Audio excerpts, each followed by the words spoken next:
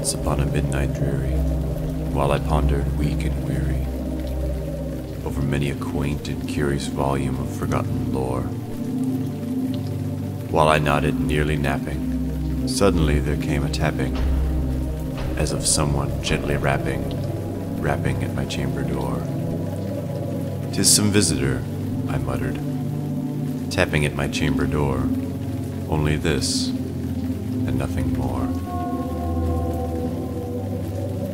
Ah, distinctly I remember, it was in the bleak December, and each separate dying ember wrought its ghost upon the floor.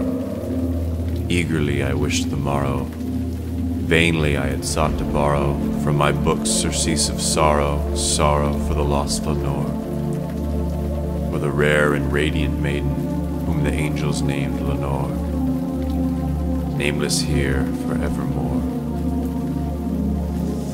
And the silken, sad, uncertain rustling of each purple curtain thrilled me, filled me with fantastic terrors never felt before, so that now, to still the beating of my heart, I stood repeating, "'Tis some visitor entreating entrance at my chamber door, some late visitor entreating entrance at my chamber door. This it is, and nothing more."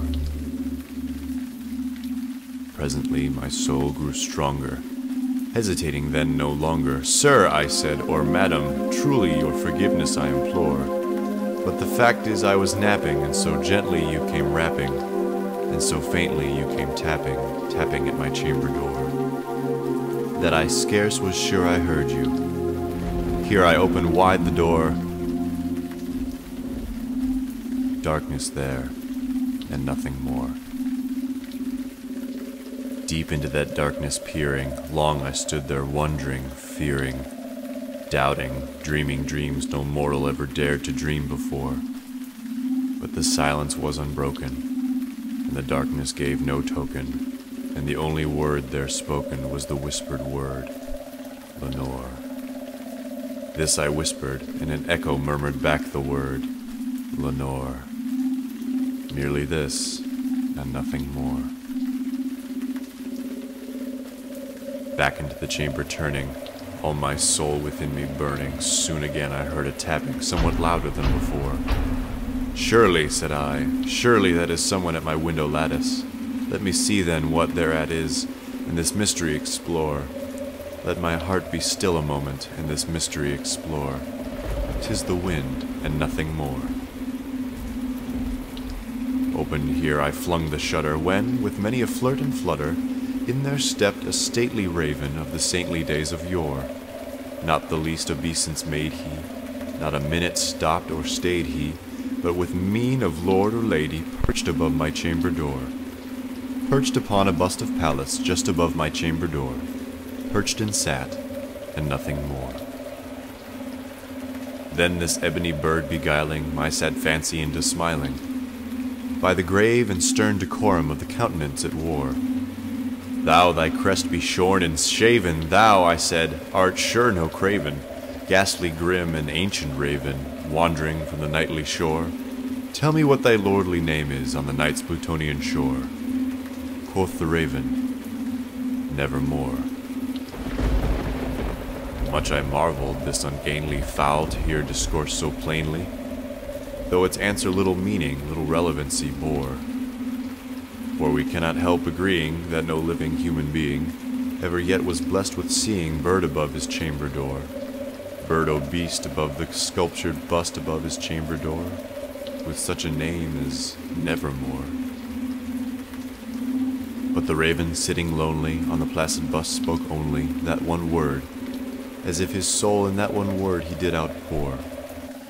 Nothing further than he uttered, not a feather than he fluttered, till I scarcely more than muttered, "Other friends have flown before.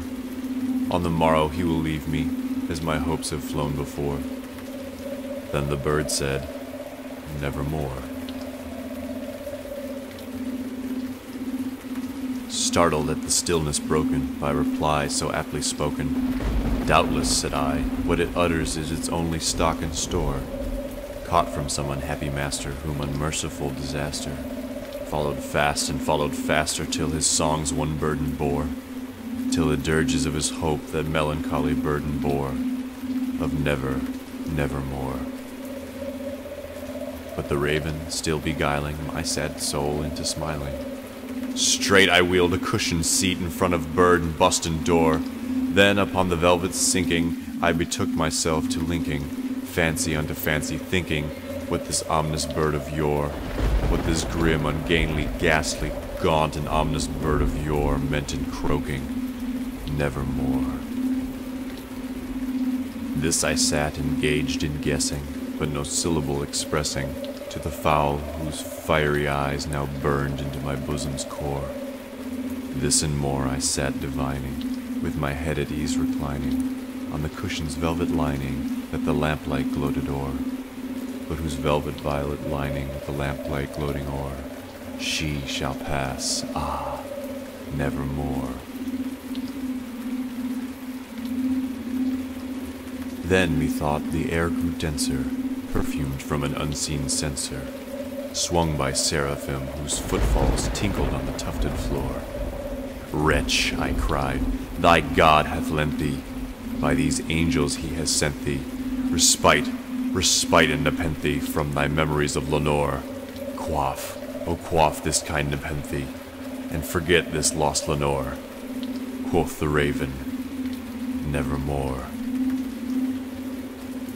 Prophet, said I, thing of evil, prophet still if bird or devil, whether tempter sent, or whether tempest tossed thee here ashore, desolate yet all undaunted, on this desert land enchanted, on this home by horror haunted, tell me truly I implore, is there balm in Gilead? Tell me I implore. Quoth the raven, nevermore. Prophet, said I, thing of evil, prophet still if bird or devil, by that heaven that bends above us, by that God we both adore. Tell this soul with sorrow laden if, within the distant Aidenn, it shall clasp a sainted maiden whom the angels named Lenore. Clasp a rare and radiant maiden whom the angels named Lenore. Quoth the raven, nevermore. Be that word our sign of parting, bird or fiend, I shrieked upstarting. Get thee back into the tempest and the night's Plutonian shore. Leave no black plume as a token of that lie that soul hath spoken. Leave my loneliness unbroken. Quit the bust above my door.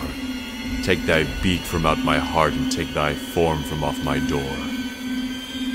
Quoth the raven, nevermore. And the raven, never flitting, still is sitting on the pallid bust of Pallas just above my chamber door. And his eyes have all the seeming of a demon's that is dreaming, and the lamplight o'er him streaming throws his shadow on the floor, and my soul from out that shadow that lies floating on the floor shall be lifted nevermore.